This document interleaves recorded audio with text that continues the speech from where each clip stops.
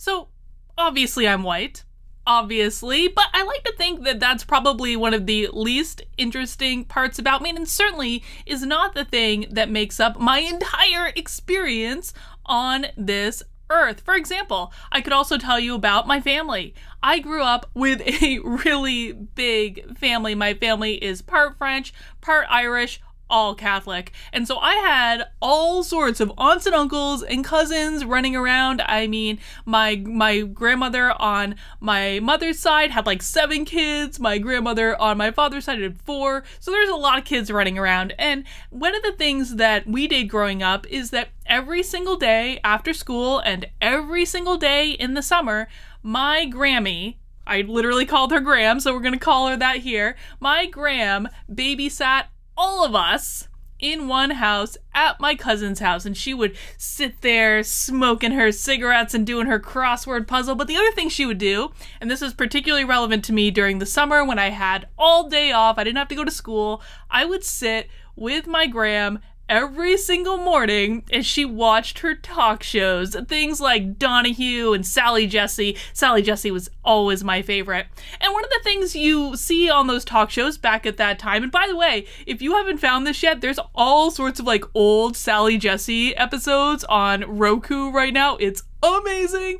But one of the things in between episodes about out of control teenagers or mothers who are dressing too sexy, one of the things that they really hit on an awful lot was race.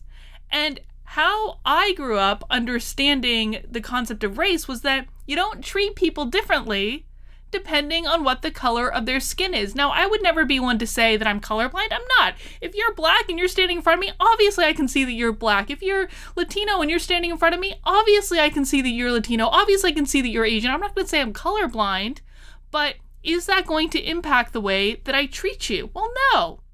And I never gave this a second thought up until like a couple of years ago when all of a sudden I was told that I had to treat everyone differently depending on the race that they were. I was told that when I did presentations in organizations, I'm actually working on a presentation right now for a corporate training I have later this week where I literally cannot use pictures of white people in it. I can't. Because if I use just one picture of a white person, and I've tested this out over the course of many corporate presentations in the last couple of years, if I use just one picture of a white person, I'm going to be told that I don't have enough diversity in my presentations. And so now I have to go back and redo entire presentations with stock footage that is like illustrations or that doesn't have people in it, or I have to create all my slides as text only, because if I put people in it and I have one white person, I'm going to hear about it. Guaranteed. I don't know when we lost the idea that you just don't treat people differently. You treat everyone the same. To me, that seems like a pretty good way to live, right? But I can at least partially trace it to this damn book, White Fragility. This book, we're going to spend a lot of time on this channel talking about this book. This will not be the only video I do about this book or this toxic ideology, because I really do believe it's toxic. Listen, man, I've had a lot of conversations over the past, couple of weeks, and, a lot of my friends on the left have said, well, Carlin, don't you believe that Black Lives Matter? And I say, yes, of course I believe that Black Lives Matter. Of course, like, you will receive no argument from me on that.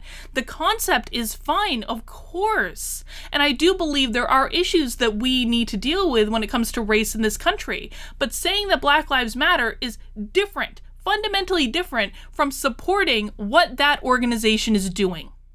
It is not the same thing. We're not going to get into that subject in this video, but those two concepts, supporting Black Lives Matter and then supporting that organization, two fundamentally different things. And one of the things that has been coming up over and over and over again for me in the past couple weeks is how this concept of white fragility is now making its way into the work environment with mandatory white fragility trainings and mandatory, or maybe encouraged, donations to different private organizations. Like, by the way, employers have absolutely no business telling you where you donate your salary. They have no business. So we're going to be talking a lot about white fragility because I have lots of thoughts about it. But the first thing we're going to do is we're going to look at this article. I came across this article this morning on Twitter. Thank you, James Lindsay. You know what's funny about this is I was actually trying to do research on this topic last night, looking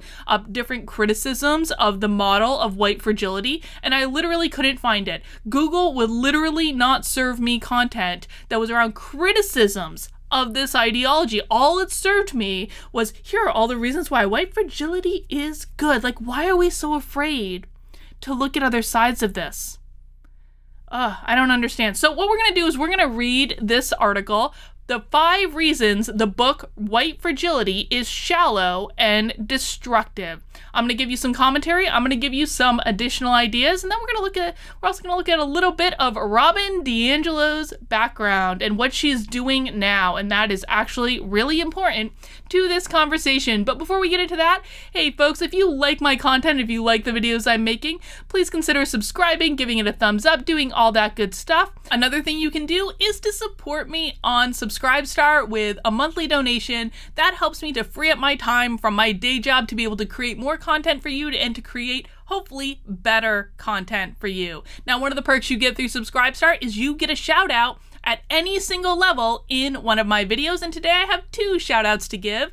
Thank you to Tasia and thank you to Javi. I very much appreciate your support, and I hope you enjoy what I'm making today. All right, let's get into it. 5 reasons the book White Fragility is shallow and destructive. This is posted on Medium. I'll also be including a link to the article below.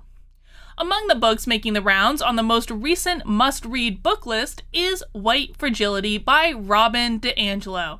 In her book, DiAngelo aims to teach white people how to identify their own racism and about the variety of ways they resist acknowledging their racism. See, the thing is, I was getting into some conversations with some of my friends the other day, and they were talking about this book because everyone's posting about this GD book, and they were saying things like, oh, well, no one's accusing you of being racist, but that doesn't mean we don't have to do this work. Well, yes, actually, Robin DiAngelo, the author of this book, is saying that basically everyone is a white supremacist. Basically everyone. You don't even need to be white to be a white supremacist. You heard me correctly. Essentially, her premise is that white people are unable to accept being accused of racism, and this fragility leads them to emotional denials of being called racist. In order to tear down systematic white supremacy, all white people must acknowledge their own inherent racism. You read that right, man. You're not making this stuff up. If you are white, you are racist. Congratulations.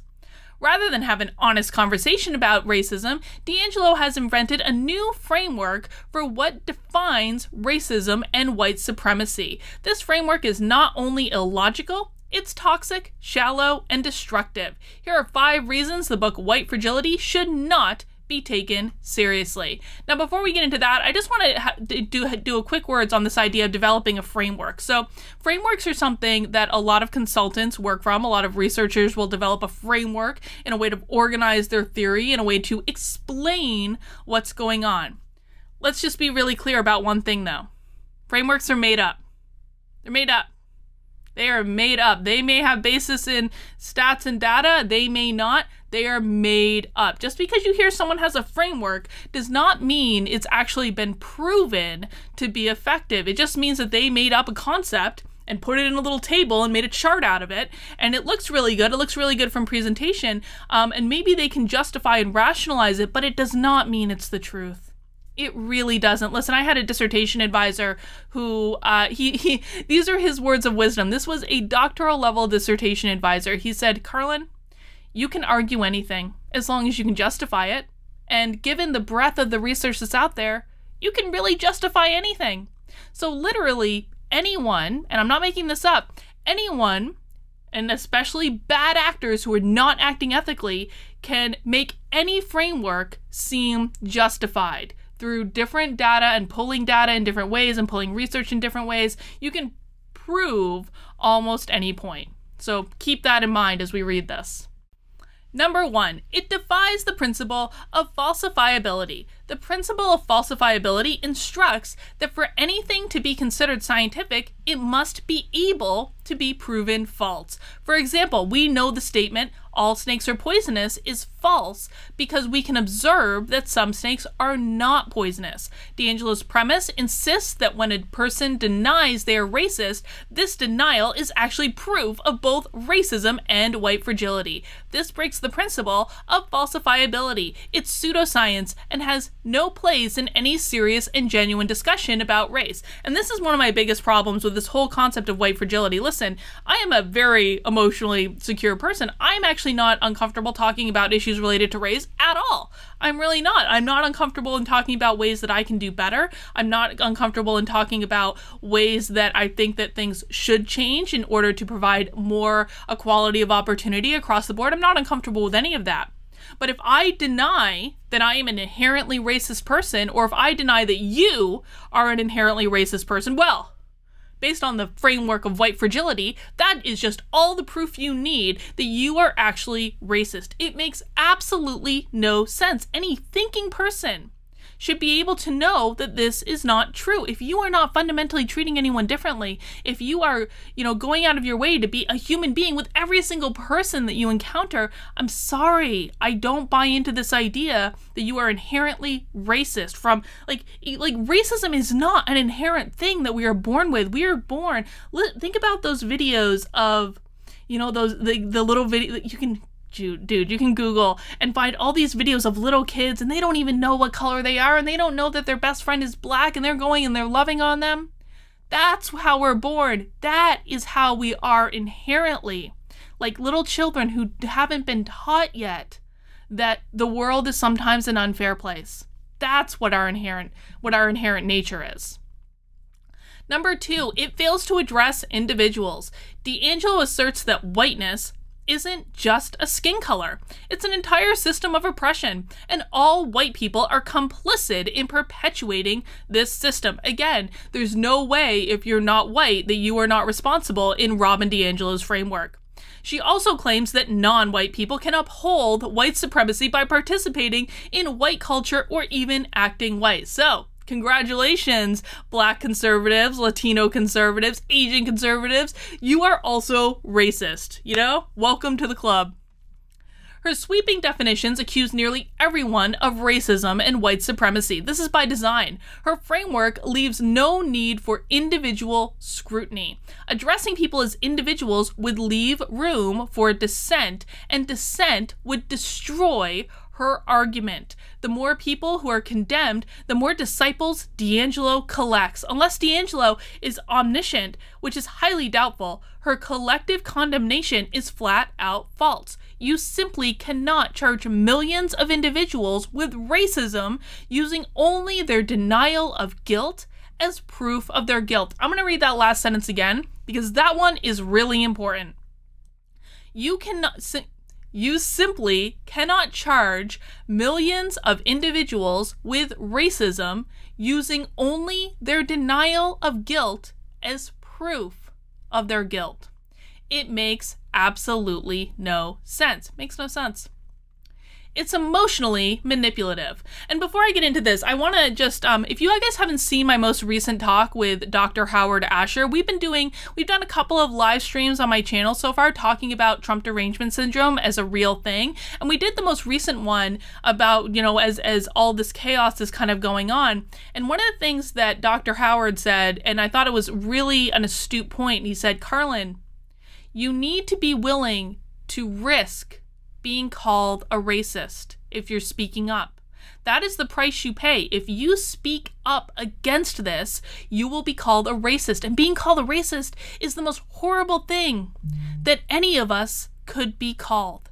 That is what you risk, and that is why this is so powerful, and that is why this ideology is taking off, because people are afraid that if they get labeled a racist, they're going to lose their job, they're going to lose their livelihood, they're never going to be able to work again. Now, and that's crazy. I'm sorry, that is crazy. If you don't willingly say, I'm a racist person and I've always been a racist person, you need to live in fear. Is this really the kind of world we want to create? I don't understand this at all. Most people shudder at the mere thought of being accused of racism. It's an ugly accusation, and most logical people would be understandably defensive. Sinister accusations without concrete evidence are wrong. But as we've discussed, D'Angelo insists that defensiveness is proof of both fragility and racism. And I actually wonder, because I don't feel like I'm defensive about this. I feel like, you know, even in my pasty whiteness, I can pretty comfortably say, yeah, I'm not racist. I don't believe that's defensive. I believe that's stating a point of fact. I believe that is stating my lived experience. D'Angelo's pseudoscience premise locks well-meaning people into an impossible conundrum. If they refuse to admit you're racist, that means you're both mentally and emotionally fragile, as well as racist. If you admit you're racist, well, at least you aren't fragile. Listen, man, I would really challenge. I really hope someday I get put in the same room as Robin DiAngelo. I will be more powerful than this woman every day of the week. Robin DiAngelo, if you ever see this video, I triple dog dare you to call me a racist to my face, and you watch what happens, love. You watch what happens, please.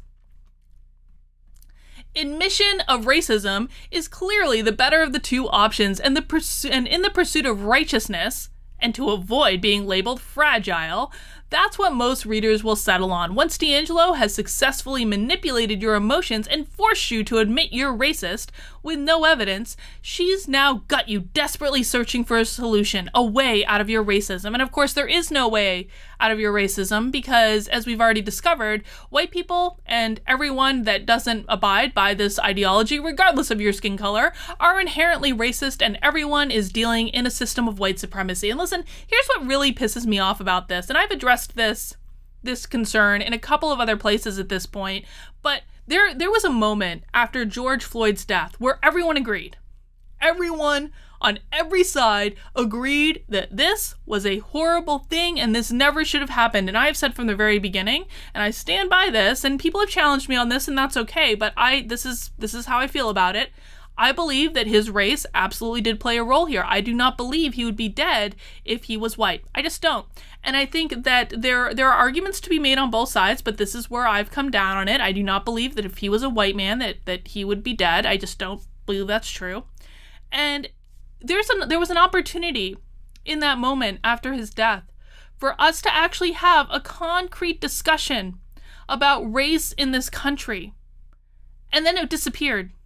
We can't have that discussion anymore because when everything is racist, when you got two sides that, like, you're either on the everything is racist bandwagon or you're not, now both sides are digging their heels in.